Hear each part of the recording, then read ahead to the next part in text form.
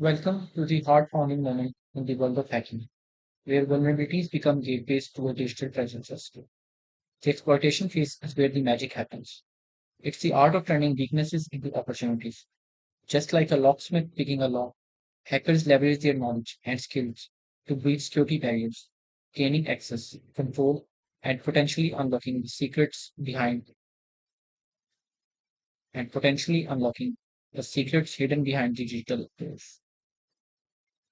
Before we head to the practical portion, we need to know some concepts at the fundamental level so that we can understand the exploitation process better.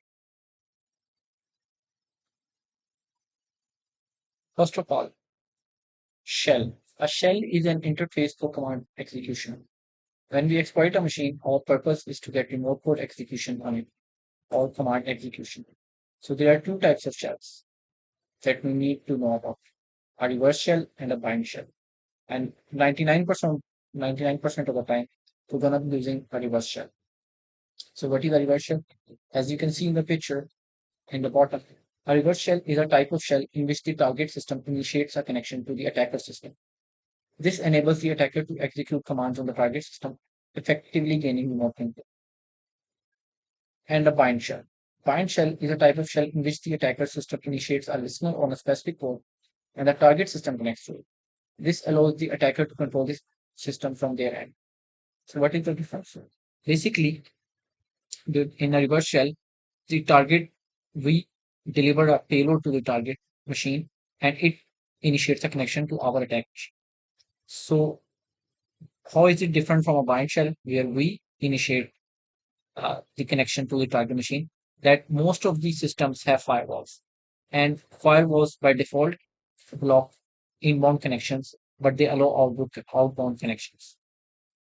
So that's why it is always good to use reverse shells, because that way firewalls won't block the connection initiating from the target machine to our machine. That is a concept that we need to remember. And now payloads. In cybersecurity terms, a payload is our exploit which gives us the code execution on the target. So there are two types of payloads: state payload or stateless, or you can say non-state payload. So what is a state payload? A state payload is a type of exploit where the payload is delivered in multiple stages. The initial stage establishes a connection within the target system, and then the requests and then request the subsequent stages from the attacker server. This approach is often used when there are limitations on payload size or delivery speed. And what is a non-stage or stateless payload? A stateless payload is a self-contained exploit that doesn't require multiple stages. It delivers the entire payload in one go, making it faster and more reliable, but potentially larger in size. So, what do we know? That a non-stage payload is often more reliable. A stageless payload is sometimes more reliable because the whole exploit is contained in itself, but sometimes due to some security programs or some limitations, we might not be able to deliver it fully to our target machine. So in that case, sometimes we need to use state payload. We need to send our payload in stages. You can see an example in the first example, non-state payload. We are using Windows, then the payload is MetaTracker underscore reverse underscore TCP.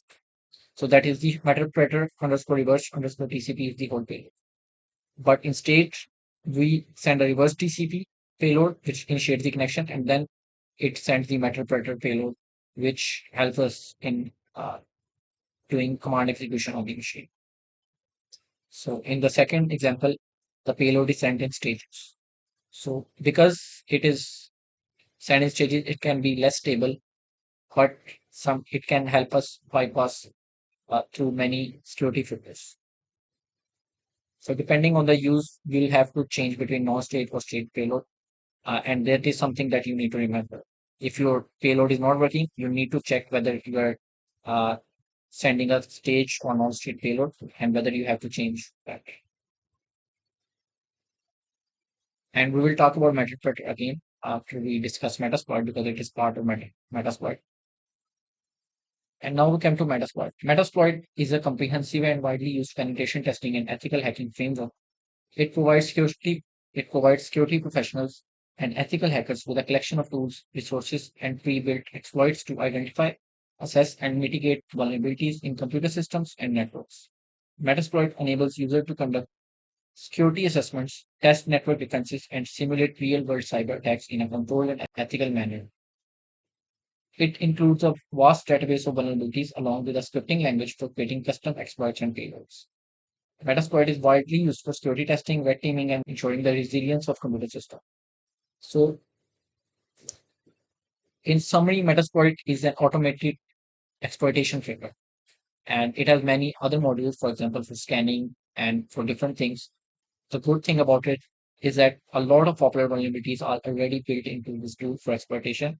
So most of the time, you don't even have to look for manual vulnerabilities on the internet or have to make them yourself. Metasploit can make that job easier for Metapet.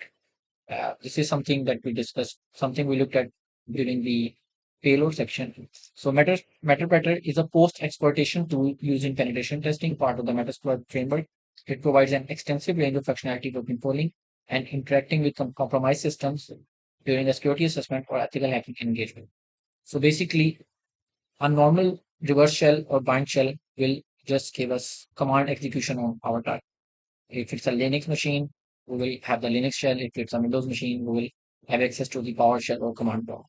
But Metaspreader is an advanced form of uh, shell that we send with our payload, and it gives us more functionality. For example, it has built-in tools to escalate privileges, to get hash term, and to many more things. Just like we can see in the example, we can get the GUID of the machine ID. We can pivot from one machine to other. We can migrate from one process to other. So we can do a lot of things. And that is something that I'll encourage the students to look at on their own. And now another crucial component of Metasploit, which is MSF Venom. MSF Venom is a payload generator and importer that allows security professionals and ethical hackers to create custom malicious payloads such as shellcode and trojans for various exploits.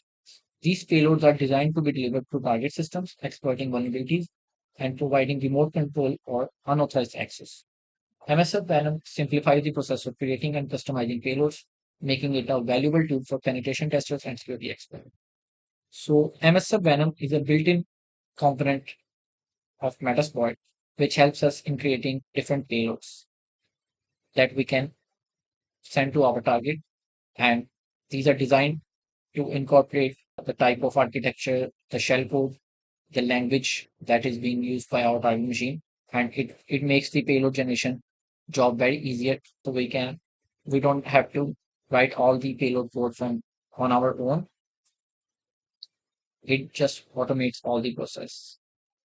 So basically we don't have to worry about creating the payload ourselves, writing it ourselves, depending on our target machine, uh, whether it's x86 or x64, uh, whether it's Windows or Linux. It can generate an automated payload based on the instructions we provide relating to our target, and it will generate the payload relating to it. And why is it necessary? Because there's something called a shell code, which is basically the native assembly code or machine code that is run on our target machine, which actually helps us in exploiting that machine. And if you want to write it from scratch, you'll have to know that language, the architecture, and that assembly language is different for all the architectures and different type of operating system. So that way, for for that reason, we have MSFNM, and it automates all of that process. And in the next slide, we will actually discuss what a shellcode is. So as you can see, these buff parameters, and we have XPA, X6A, XFC, and these are all encoded versions of assembly language codes, which is basically in our normal code encoded in assembly so that it can be run on the target machine. And this is basically just the remote code we want to execute on the machine. But to run it on our target machine on an operating system level on the memory, it needs to be converted into shell code. So what is shell code? Shell code, again, our definition of it would be that shell code is a small piece of code typically written in assembly language or machine code. It is designed to be injected into a target system to execute specific operations. In the context of cyber attacks, shell code is used to exploit vulnerabilities, gain unauthorized access, or control a target system. It often serves as the payload of an exploit, enabling attackers to execute arbitrary commands or perform actions on a compromised system. But how do we execute this shell code? And for that, we most of the time we utilize a buffer overflow attack. And buffer overflow is a software vulnerability that occurs when data overflows from one memory buffer into adjacent memory locations. It usually happens when a program or process reads or writes more data into a buffer and allocated memory space than it can hold. This overflow can overwrite adjacent memory, potentially corrupting data, causing crashes, or even allowing attackers to execute malicious code. So just like in this example, if we discuss it in a fundamental level, on a fundamental level, the memory of our system, RAM, is not segmented. Every program is running in that memory, but the operating system segments is due to their privileges. So some programs are used by the kernel, some programs are used by the user, and so that one program does not tamper with the other program intentionally or unintentionally, all the programs are segmented. So what a buffer overflow does is that, for example, we have this username uh, array, and the one to array is adjacent to it, but it is segmented, so it is not part of the username array. What a buffer overflow does is that it breaks the program in such a way that the data overflows into adjacent arrays. And that way we can execute commands. And this is just a summary of it. It's actually a very fascinating and very complex form of vulnerability that we execute. And I'll encourage you to look at it. But basically, that enables us to execute the various commands of our choice on the target machine. So next, privilege escalation. Privilege escalation is a security issue where an attacker or user gains elevated access or permissions beyond what they are ordinarily allowed on a computer system or network. This can happen due to vulnerabilities or misconfigurations that allow an unauthorized party to obtain greater control and authority. There are two types of privilege escalation, as you can see in the image: horizontal privilege escalation and vertical privilege escalation. So, what is the horizontal privilege escalation? In horizontal privilege escalation, an attacker or user with a certain level of privilege seeks to gain the same level of privilege but in a different context. This typically involves impersonating another user or role with similar permissions. For example, if an attacker gains access to one user's account, they might attempt to horizontally escalate their privileges to access another user's account at the same privilege level. And what is the vertical privilege escalation? Vertical privilege escalation, on the other hand, involves an attacker or user with lower level privileges attempting to gain higher level privileges.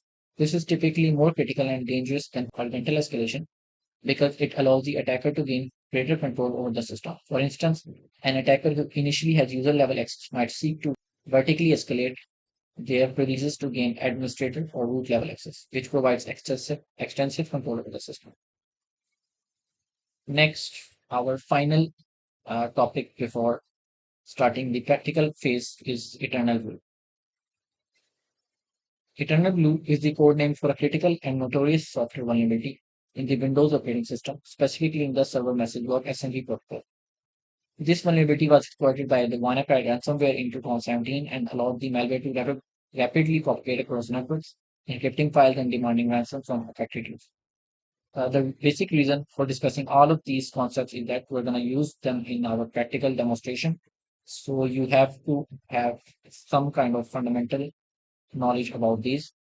This is not complete overview of all the topics, so I'll encourage you to look at those in your free time. But for this practical demonstration, at least now you have some idea that what is happening in the practical phase. So we're going to cover two machines. First is the Linux machine called Djinn1 from Vulnhub, which is basically a website for vulnerable machines. When you have some command in penetration testing, you can actually practice. by downloading those machines from that website based on your level, beginner, medium, or expert, and then you can there are different machines relating to different vulnerabilities, and you can enhance your skill.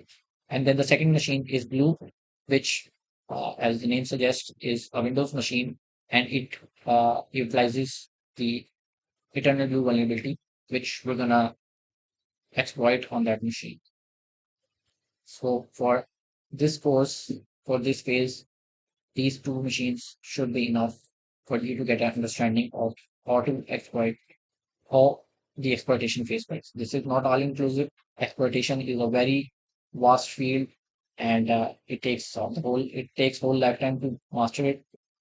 There are always new vulnerabilities, new softwares coming onto the scene, and you need to be up to date if you want to be competent in this field.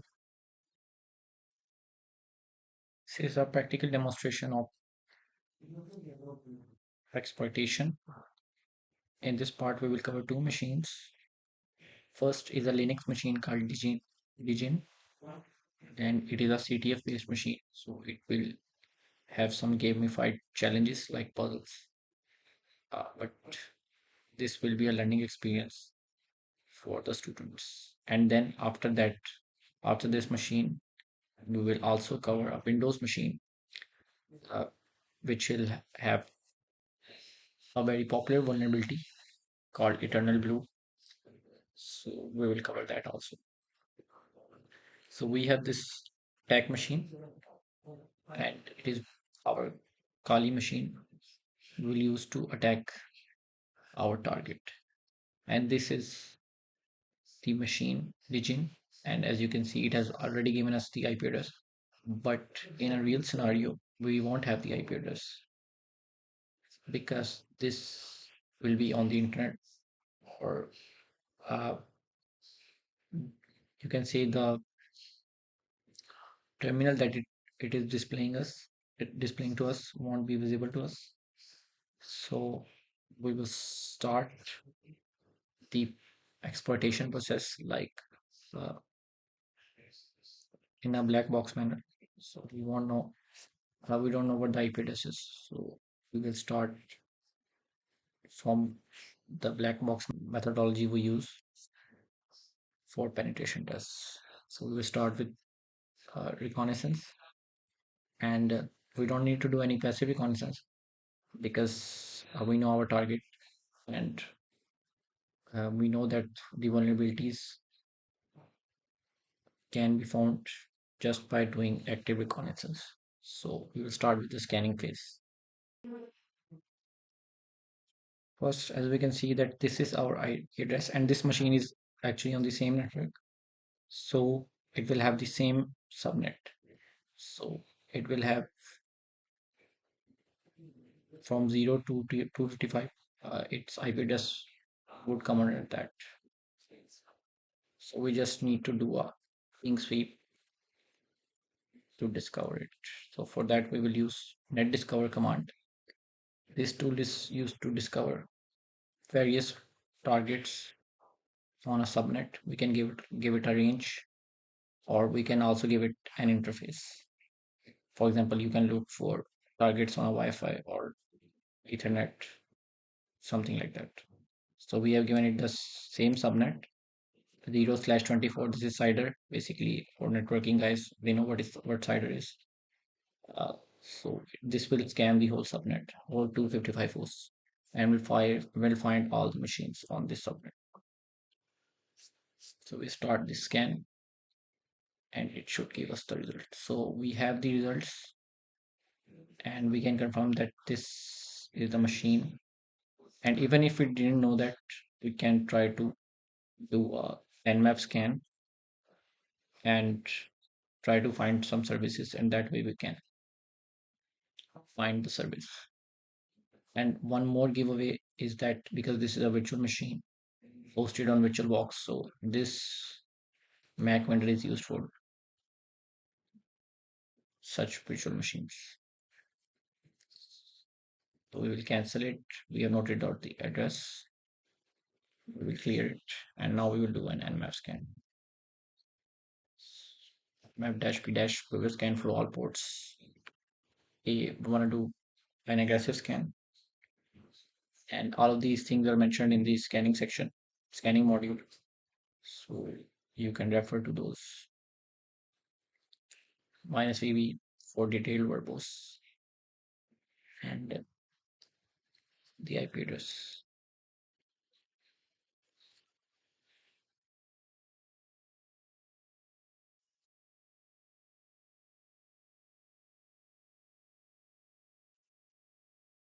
And we will also make an output file just in case. So we don't have to do the scan again and again repeatedly. We can just look at the results. I will call it dgen dot scan.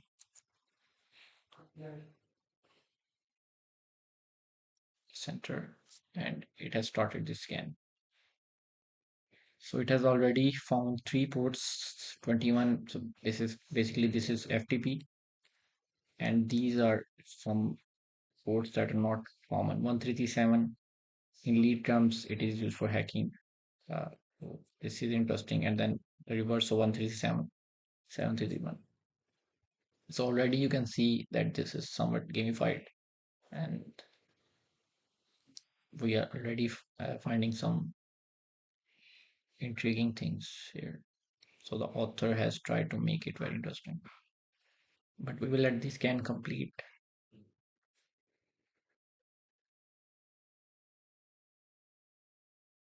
Or meanwhile, while this is happening, we can actually check the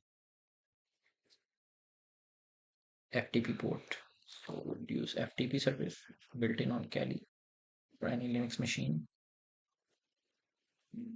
We use the IP address. So it has connected to it, and FTP service normally requires the username and password. So we can just try pressing enter and see if it lets us. It lets us in, but I guess the login has failed. So we'll try to wait for the scan to complete to find any more information, because we're doing an aggressive scan, so it will use scripts and try we'll try to find service related to service version and OS version, and those scripts can help us find some vulnerabilities. So the scan is complete now.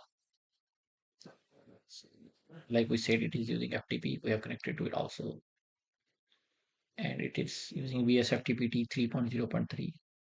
So we can check for vulnerabilities on this version. And then there is some information about this server. So actually FTP anon. So this is very interesting.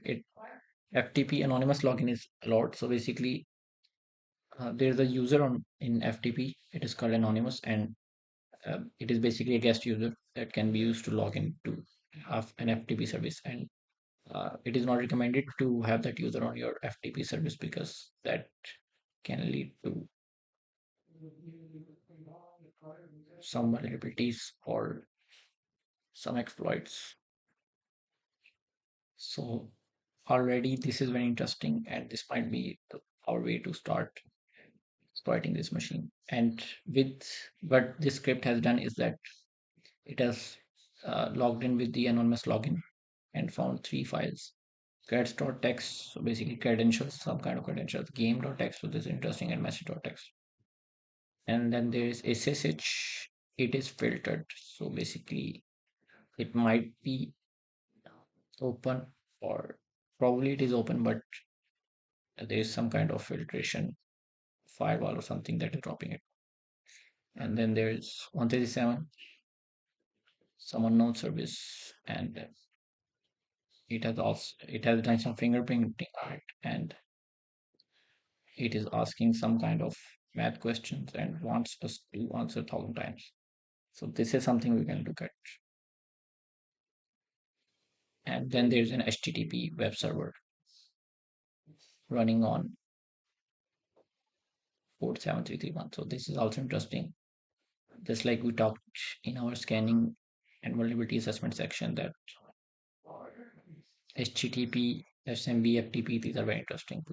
We always need to check those if those ports are open. And then the scan was completed. So now we can type help. But because the login failed, so it is not giving us anything. We will exit, try FTP again, but this time we will use the anonymous login. And password can be anonymous or anything. So anonymous. This time, as you can see, the login is successful.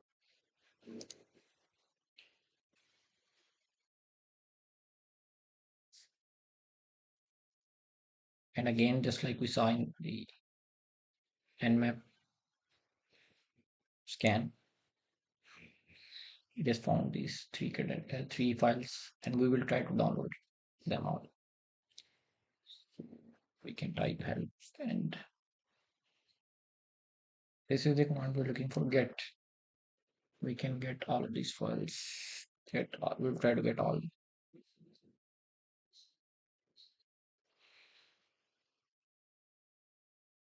It is not letting us. Now we will try one by one. So one file is downloaded. Transfer complete. We will do the same for others. It is also downloaded, and then message.txt. So all three files are downloaded. Now we will exit FTP and clear it. So we have these three files. And we also have our DL scan. Clear it. Yet. So we have some kind of credentials. This is the username me2 and 81229. This is some kind of password. Then we will get text. So just like we saw in the scan, there's some kind of game running on 1337, and there's some price related. So that is interesting. We can look at that also. And then get message.txt. So again, this is related to the username and password we found in the cred.txt file. There's some user Nitish.81 Nitish81299, and he got a message from his admin or something, and they want him to take care of the group. So this guy has some kind of role related to this machine and might have an account on this machine.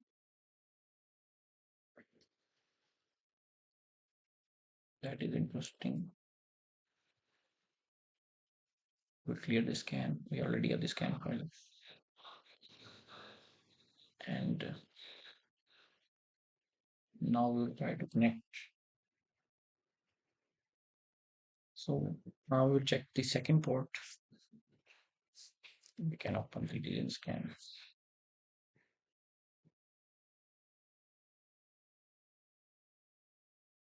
Now we'll try to connect to this port, and for this we will use netcat. This is a network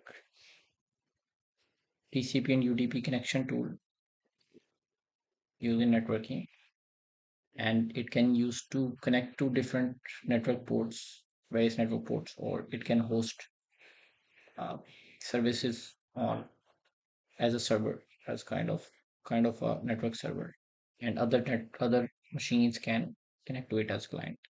This is a very powerful tool.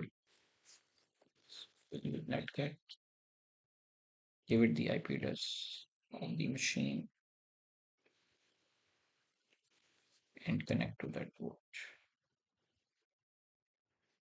So again, as we found out before, that this is a game and it is asking some kind of math questions, 8 divided by 7, and it wants us to answer 1,000 times. So I think it will require some kind of, it is like, for example, when there's these kind of challenges where it is a lot of donkey work, then that means there is a workaround for this. So we are not gonna type 1,000 answers here.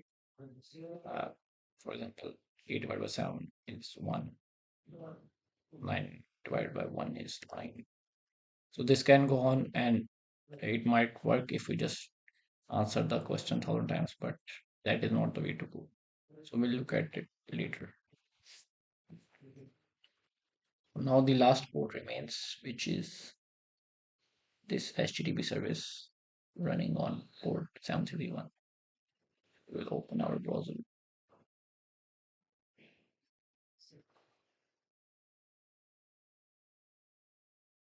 The IP address colon the port name 731.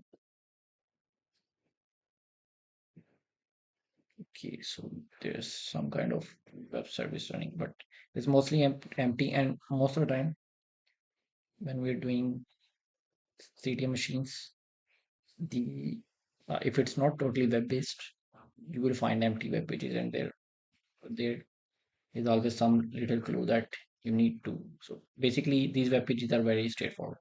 Some machines have because some machines are focused on web pen testing, so they have full websites and need to use some tool related to web pen testing to exploit them. But that is not the case here. It's just a simple machine, and uh, although it has HTTP service running, the vulnerability should be very easy to find. So we'll just look around, and again we will look at web app and testing in detail when we reach that section. Nothing is working, it is empty. So what we can do always is to the page source for some clues. Just like these comments, even in a real pen testing environment, developers tend to put some key information in their comments, and they just don't care about security in most cases, and that can lead to some vulnerability exposure or exploit.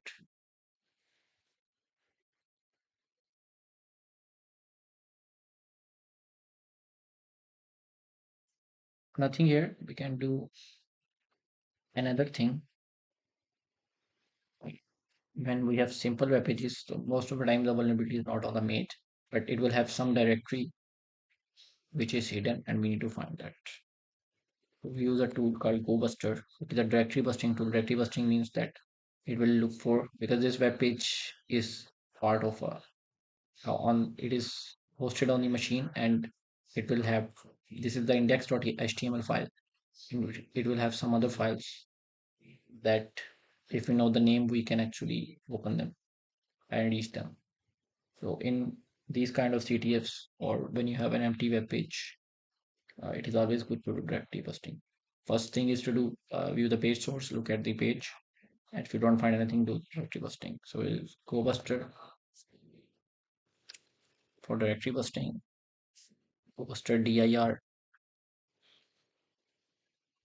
Okay, so we need to install go buster actually. We'll let it install. It is done.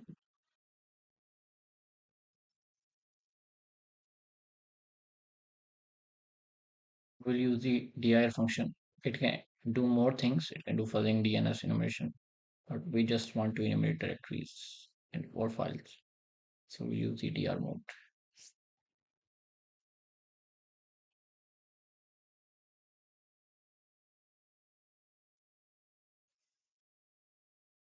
And if we use the dir and then help, it will give us all the options for to target a URL. We can use -u to give the URL. We have the IP address for that. And then we can do a word list. Pali has built-in word list to which has directory names, and it will first the web server uh, to find matching names. And if it finds matching names, then uh, it will show us, and then we can open those directories. I will clear this. Do buster dir.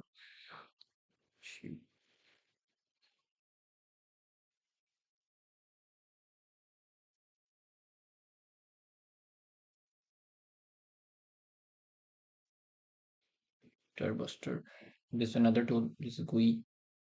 based, but for this case we are just using GoBuster. And GoBuster, uh, why we're using GoBuster is because we can also use Dirtbuster and Dirt, but GoBuster is very fast.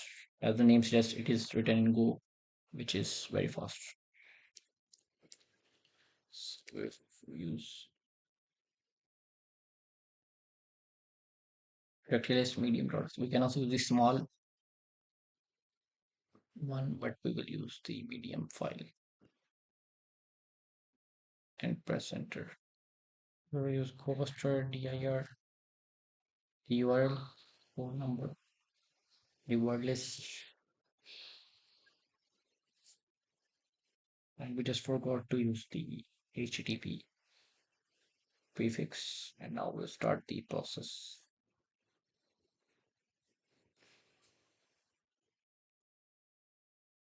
So we'll let the scan complete, and meanwhile, if it finds any directory, we will try to explore that.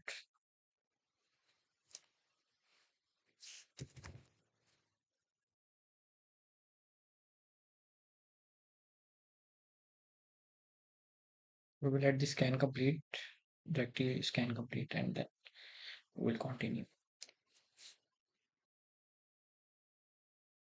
So so far we have found this directory, and because the machine name is Digin, so this looks very interesting.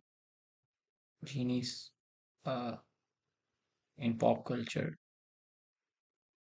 are correlated with fulfilling wishes. We can actually use this.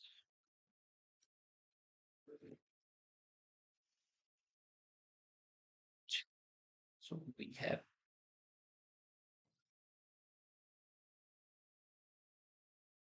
this is very interesting. We have found this web page, and just like we thought, it tells us that it can make our wish come true. And this looks like some kind of remote code execution. Again, we can look at the page source. So this is a post form, and its input type is tag, but named is CMD. So basically, it look like it looks like that there is some command injection on it. For example, if I do ID, it is giving me error, but it has just hidden the output, and we can also see the output here.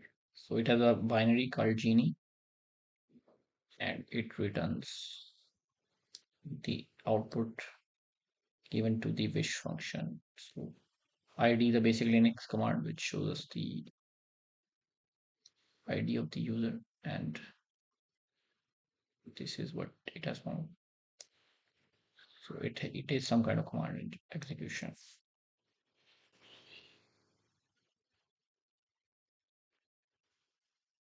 If I do ls, it has showed me the files. So we can try. That means we can spawn a reverse shell in here, and then we can use netcat to connect to it.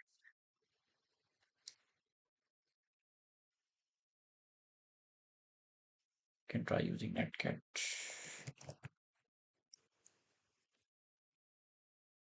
See if it works.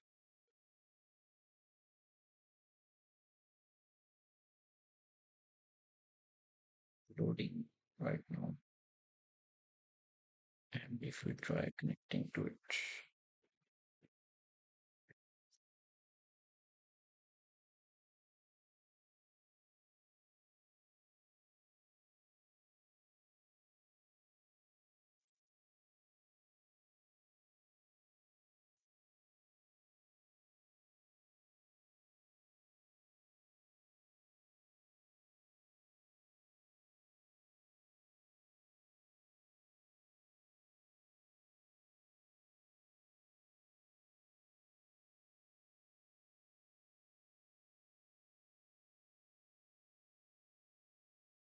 we can use netcat. We can use netcat to spawn a reverse shell, and we will try to connect to our machine. So we have set up We have set up this machine. We'll set up a netcat instance on port 444, and now we will try to connect them and see if it works. First, we can see if netcat is available.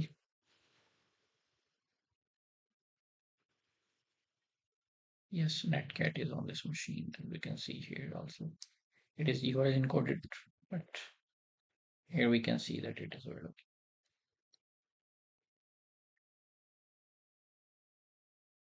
We'll give it the IP address of our machine. Wrong choice of words. That means there's some kind of.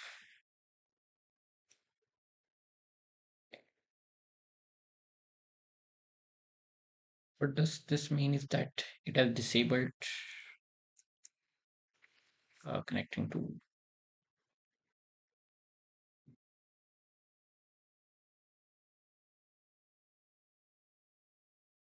Basically, it does not allow. It is not allowing us to connect to spawn a reverse shell using the normal way. So because but commands are working and we can see that netcat is available. So we can try another reverse shell and that we have pentest key reverse shell cheat sheet. Very popular one. So I will recommend the students that uh, whenever you want to use spawner reverse shell, you need to look at this cheat sheet.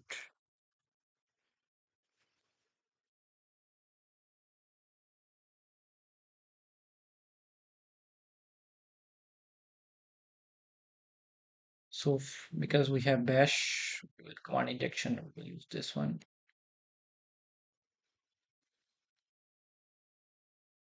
So, it is basically using command output redirection, and for Linux,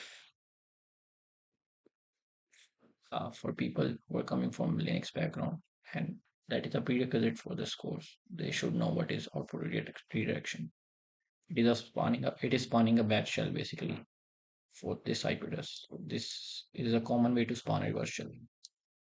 We'll just replace the IP uh, and port with our machine. We'll spawn a netcat server on port 444. Now it is listening, so it is acting as a server. So we'll connect to it.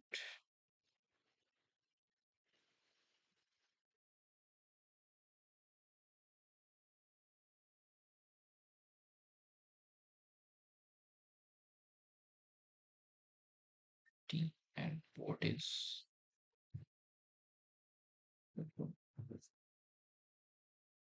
So let's try connecting to it.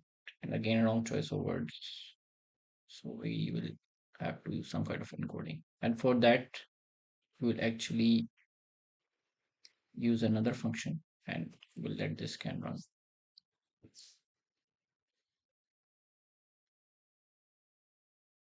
And now we will use a built-in function, change the command to base64 code. So, and then we will decode it on runtime in the input area. So we will actually use the encoded code, this command in base64 form, and then we will use piping, convert it to the command in real time. So that might bypass the filter that is being used in this input field, and we might have body version.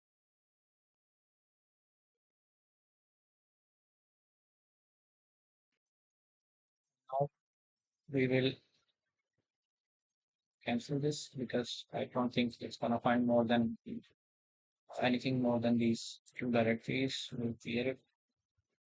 Our netcat listener is running, and now we need to convert our shell to A64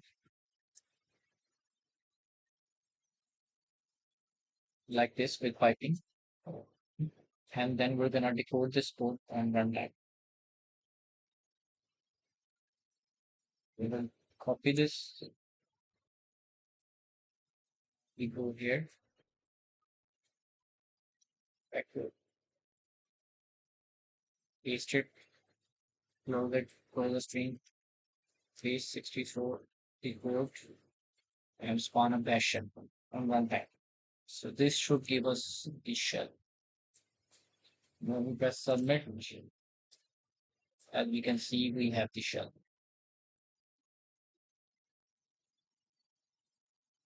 We clear it and close the tab.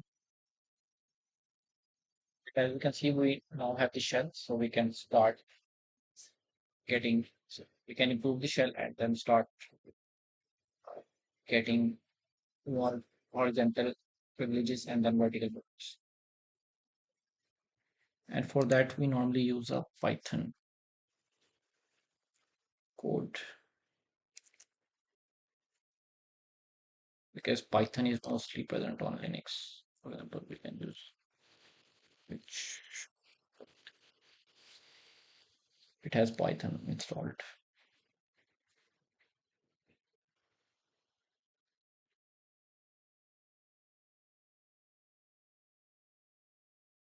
We will use this to spawn a Python shell.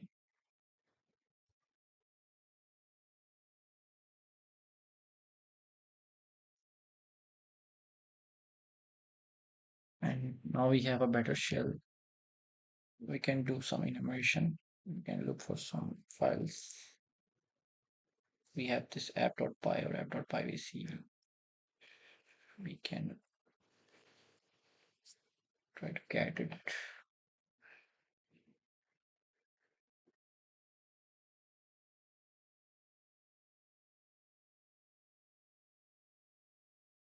It is telling us that there's some credential file in .dev directory, and there's also something related to remote code execution where it is disabling all of this. So this is basically something related to uh, this command injection filter.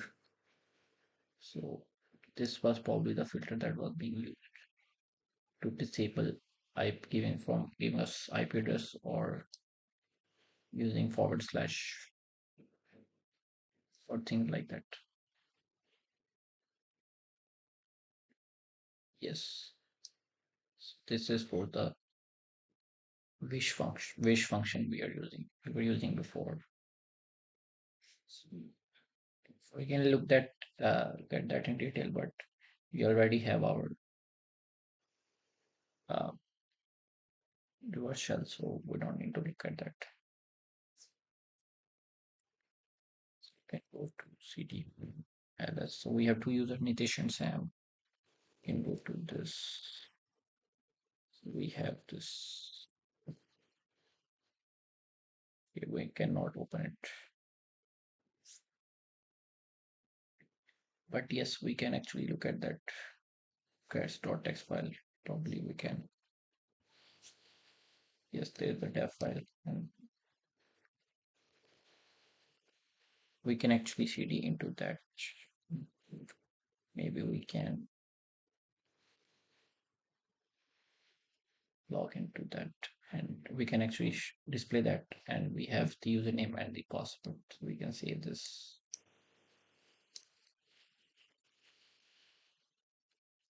We'll make a folder teaching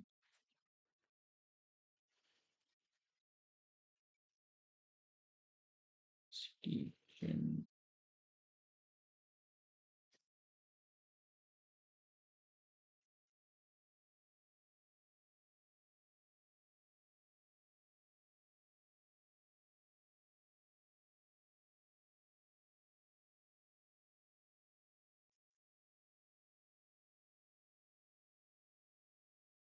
Password. It is saved. Give it.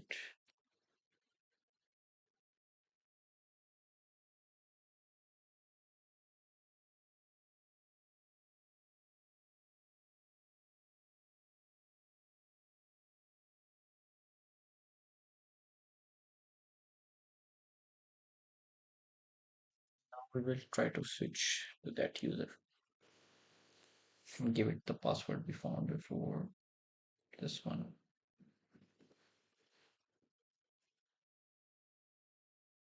And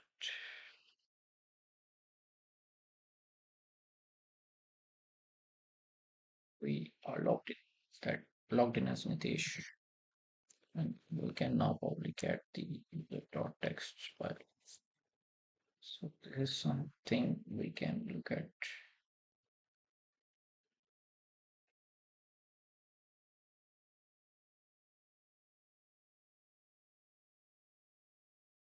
Kind of encoded string. We can look at CyberChef,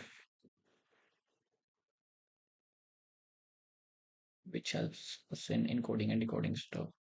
Probably this is something. So this is just a basic 64 encoded code. It does not mean anything. So now we'll focus on the privilege escalation portion and see what we can do with this. So we can check for it is always a good practice, it's very important to check for the permissions, pseudo permissions for the user to see if they can execute anything as the administrator. And that if that is the case, if they can execute anything, that can lead us to privilege escalation, vertical privilege escalation. So user Nitesh may run the following commands on region. As user Sam, it can run this binary GD. Okay, so this is the binary. This is the binary we can use as Sam. So we'll use sudo /u for user Sam, and then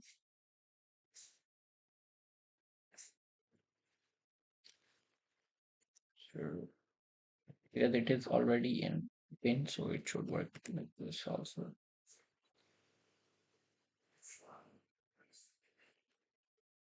Then command where am I? So okay, he has given us some answer, so we probably have horizontal privilege escalation. We are probably now logged in as Sam. Yes, so now we are Sam. So we can go into home, cd Sam.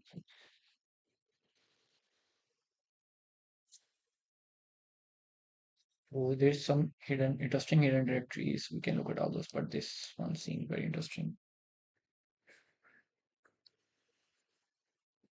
And again, we can look at the permission for Sam because before we were Nitesh, but now we are Sam. So Sam might have different playlists. So actually, Sam can for this directory or binary, Sam can use root privileges. So this might be our way to get privileges. So again, we will use this time root. And maybe- so we have this binary. It is asking for some options.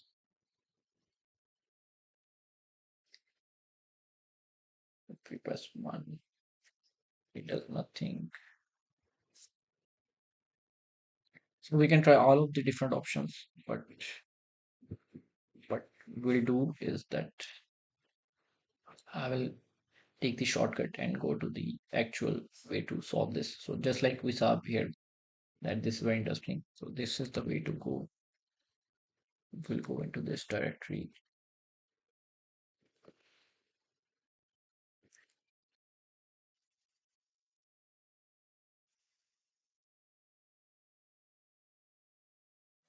Basically, this is a file. So we can actually look at this file. It is a Python byte compiled file. So basically, it is compiled and we need to decompile it. We can probably we can output it, but it is just gibberish. We can read some things, but we cannot read fully. So we need to decode it.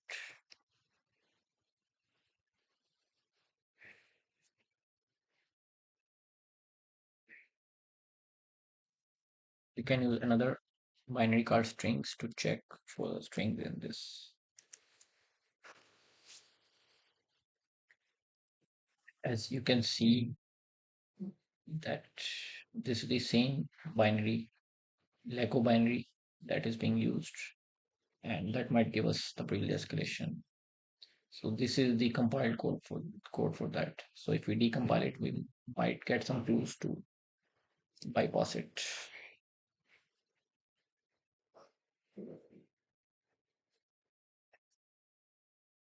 It has to do it has something to do with the number function. So now if we do sudo minus l, sudo minus u for root and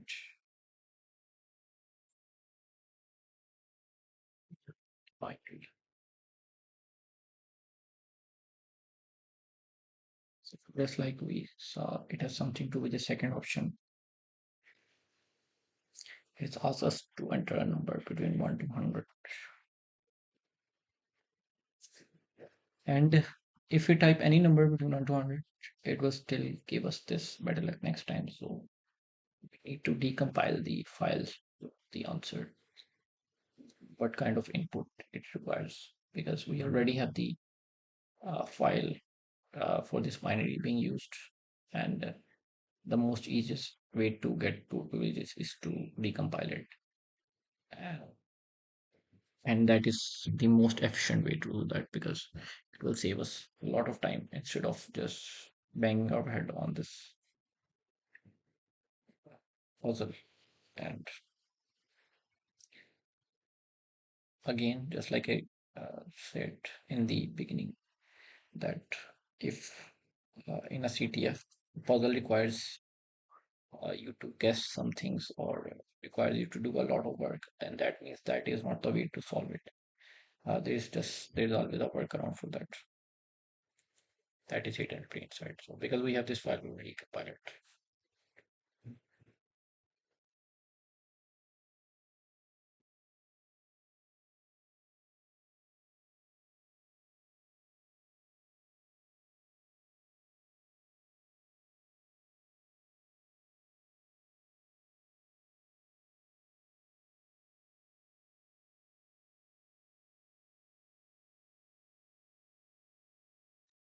So what we can do is to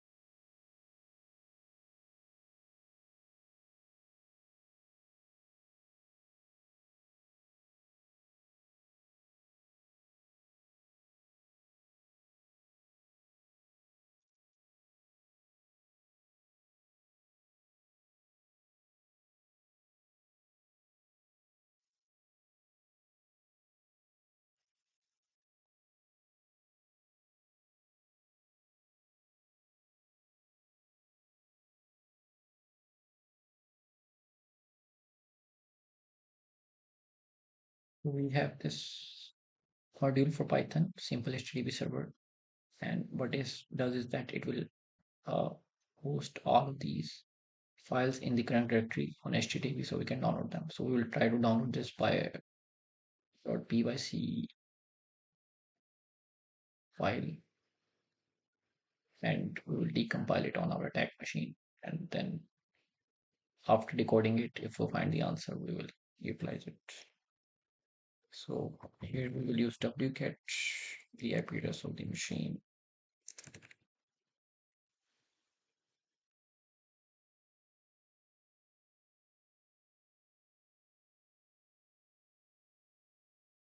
Using port 8000 as we can see here, and we'll get the .pyc file.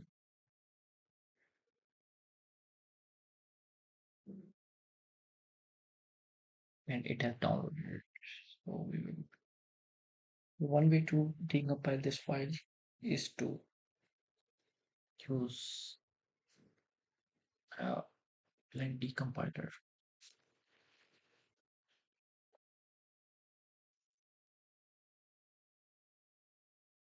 This is the easiest way to decompile the file. This is available online.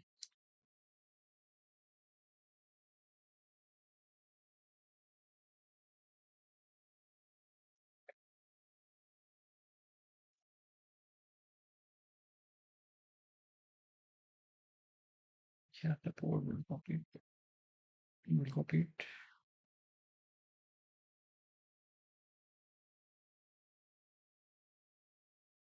I have actually already downloaded the file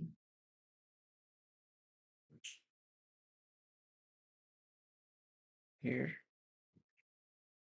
Let me make it visible. I will rename it to IC2 something.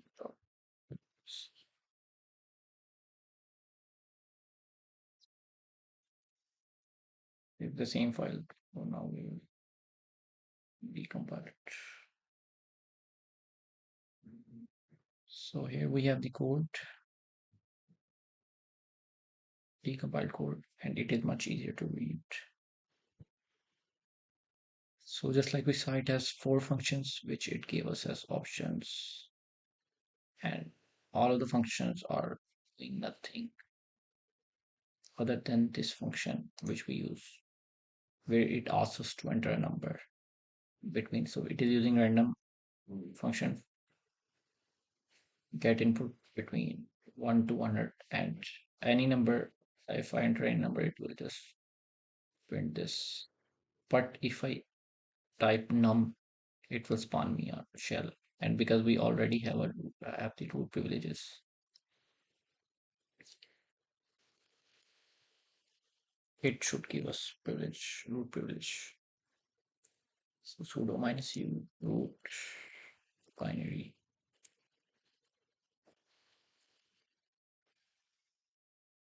If we use 2 and this time if we enter number, we have root. This was our dgn machine. We did post discovery with net discover. Then we used nmap to scan it and look for vulnerabilities. And then we checked the web server for privileges. We got the privileges, and then we did some horizontal privilege escalation.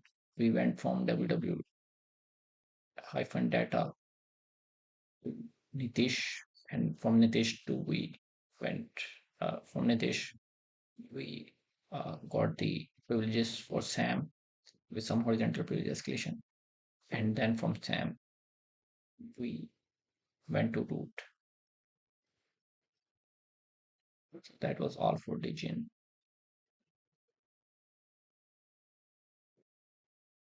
So this is a practical demonstration of a Windows machine called View, and in this video we will focus on the eternal blue vulnerability, which is a very popular vulnerability, and the machine is Windows 7. So you'll exploit it using both Metasploit automatically or using a GitHub binary.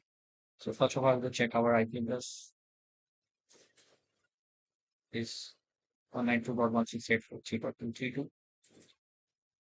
And again, we will scan the subnet with net discover, just like we did in the first video. We use the same subnet and we will scan for all 255 addresses. Forgot to use root sudo, so we use sudo. And we will wait for the scan to finish. So we have this machine. Again, we can try trial and error, or we can, just like we discussed before with the Mac vendor, we can. This is probably the 43.174 machine, but in some cases, when you don't know anything about the machine, you can do trial and error. For example, this IP address 428 is a OnePlus 10 Pro 5G phone. So this is not our machine, and as you can see, we haven't find any open port on it. So we try this machine, and we can see that we found a lot of open ports on it. And Nmap is telling us that it is a Windows machine, and it has assembly ports open 139, 445, 135. 445 is assembly, which the exploit we're gonna use. It and blue utilizes that one. So this is our machine, and now we're gonna try to exploit it. But first, we will scan it, just like a real pen test. We don't know if it is vulnerable to that vulnerability of. So we use Nmap to scan for that specific vulnerability. So we can go to this directory in Kali and look for assembly scripts. And as we can see, we have a lot of scripts, but actually SMB has a built-in MS17010 script to check for that vulnerability. So we will use that one.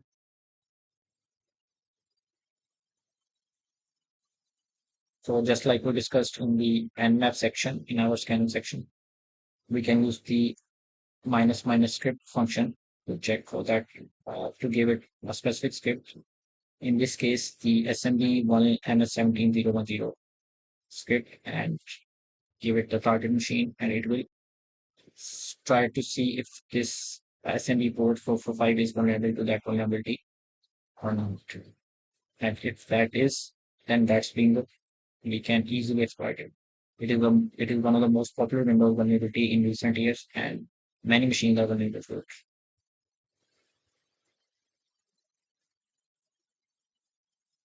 We'll let this scan complete, and it's complete now.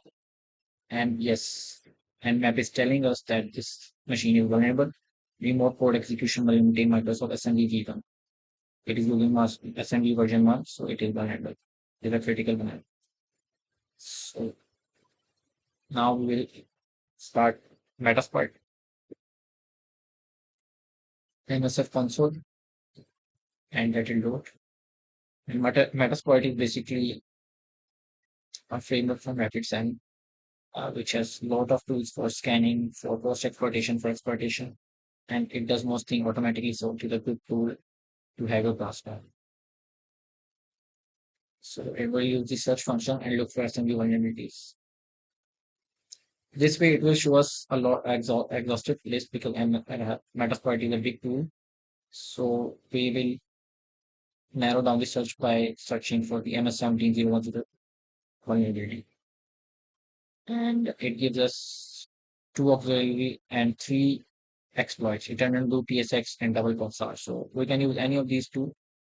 We will try both. First, we will try the PSX version, and then we will try the eternal loop. Both utilize the same SMB vulnerability, but it is just the difference of table. We will use the exploit, and then we need to give it some information. So we just need to give it the target host, which is our host, and our listening port and host, which is already given. So we just need to give it the remote host. As you can see, it has already saved our IP. So we will set and then our host. And again, I will encourage to look at Metasploit. There are books available on it, courses available on it. This is a great tool to run for exploitation. This is just a brief overview of the tool. So we have set the target port, target host, and target port is already set 445. We will run it, or we can use the exploit command. Run or exploit both can be used interchangeably. We forgot, we actually use the wrong spelling, so now we use exploit and it has started. And we have the shell, interpreter shell. And now we will exit it, and because we will actually use uh, the other exploit we saw above. The Again, we will use the search function, and now we will, instead of the PS exec version, the second option, we will use the first eternal tool. Again, both use the same kind of vulnerability, but uh, this is just to show you that you can exploit SMB through uh, in different ways. Again, we'll use option, and this time we need to give it the remote host again, the IP address, and all other information is already given to it. So as you can see, when as compared to our previous machine, Metasploit makes it so easy when you're exploiting the vulnerability that Metasploit has GitHub module for. We will use the run command and we will run it. And again, it will start cracking it. It does this thing, and we have a Metapletter shell. Metapletter is basically a special type of reverse shell that is used by Metasploit, and it has some advanced capabilities which normal reverse shell does not have. We can also spawn a local shell with it. We can use the shell command, and it will give us a local Windows shell or command prompt.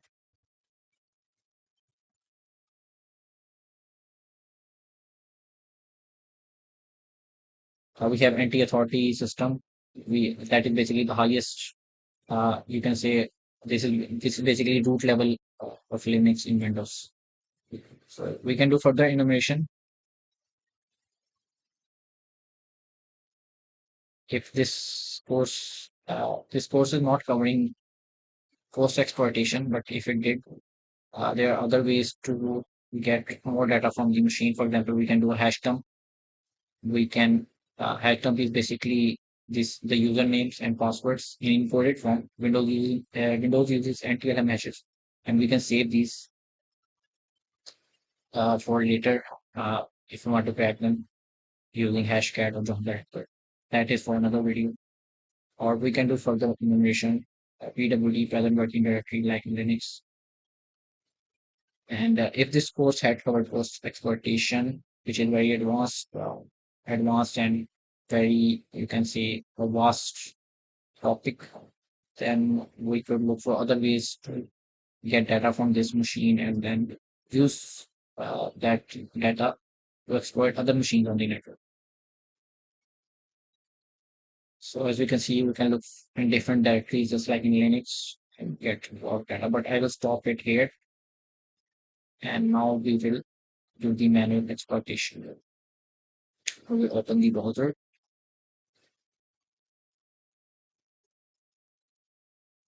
and now we will look for the exploit and eternal blue exploit GitHub. And this is basically the first one, 3ND game auto blue MS70 level. This is also this is manual, but this is actually also kind of automated because we just need to download the script, give it the required information, and it will exploit. But this is you can say another way. For example, in some cases, some certifications or some environments in some environment you cannot use Metasploit, so we can use that. So we will check the requirement.txt for this, and basically requires a binary Kali packet, which is nowadays already installed in Kali. So it like it says that it is a Python library and it is already installed. So now we will just download the binary eternal checker.py. We can copy it this way, or we can download the zip. We can use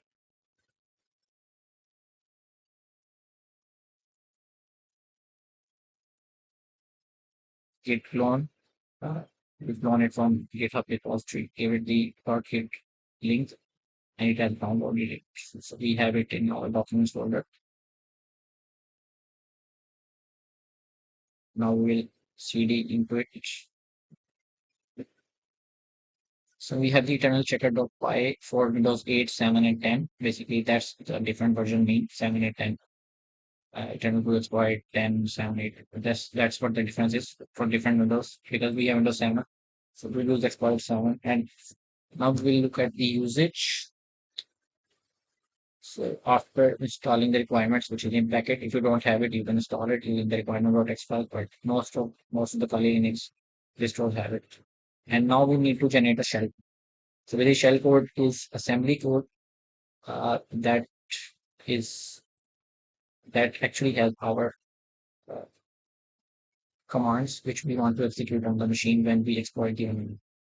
So basically, this vulnerability is actually a buffer overflow. You can read on that later about that later. So we just need to generate a shell code, then give it our IP and our listening port, and based on our system is x64 or x86, and because assembly code uh, pertains to the type of OS you are using, so you have to generate assembly code or shell code based on your machine x86 or x64. And then we can also use Metapletter, like I said, it's an advanced shell, or we can use a regular command shell to uh, just anything that just suits us according to our need. And then we can, after giving all this information, we will give it the shell code to generate it, and then we will run it. This is the even Python for Windows 7 Exploit 7.py target IP, our shell code, and number of room option that is connection that is optional. So we just need to give it the shell code, the target IP, and run the exploit. And it should give us initial foothold on the machine. And in this case, in eternal blue case, it will give us root privileges or admin privileges by default. So we'll go into the shellcode directory. Again, you need, I'll encourage you to look at shellcode, what shellcode is, what buffer overflow is, and it will just open your mind in terms of cybersecurity. So we will generate the shellcode, and yes, we want basically it shellcode is basically assembly version of a command. So we are using MSFNM, which is also a part of Metasploit framework used for generating payloads for reverse shells. So we will generate that reverse shell in our shell code, and this will utilize buffer overflow vulnerability using MS17010 on this machine and give us remote code execution. So yes, we will give it our IP listening host, listening port for both x64 and x86 because it doesn't know what our machine is. Uh, uh, it will generate this. So now these two are very important, which we have discussed in the theory section. Uh, stage and stateless payload are basically different types of payloads we have already discussed. And now it is generating the MS7 payload and has converted into a stateless shell. So basically, gibberish or assembly language, you can say if someone knows the assembly language, then it doesn't look like gibberish, but normally it would look like gibberish too. And it has created actually two types of shellcodes for x64 and x86. So based on the target machine, you will use that. So because our target machine is x64 in this case, so we will use SC x64 or bin shellcode. Again, if you don't understand what a shellcode is, you need to look that up. This is just a brief overview, so we cannot go into that much detail. I have shared some basic information in the theory section, but I will encourage you to look at it in detail. So now we will run the Python.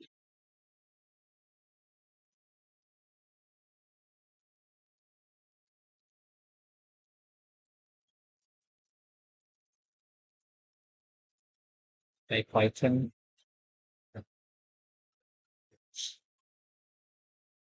eternal blue exploit.py, our target machine, and shellcode for 64-bit.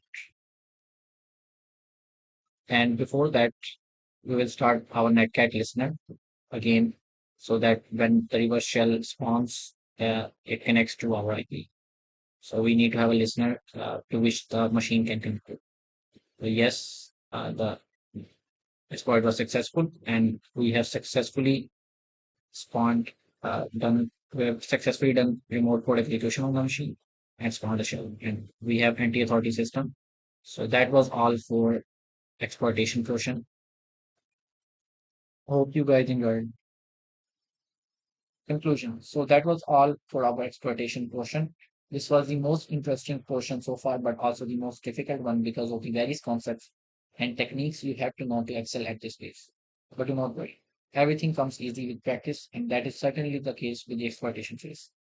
The more you practice, the more better you become at it. I would suggest the students to look at all the concepts we have either discussed or witnessed during this portion of the course and try to increase their knowledge around them through self-learning.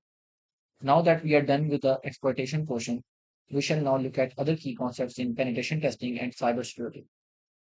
Let's meet at the other side, shall we? And for now, happy hacking.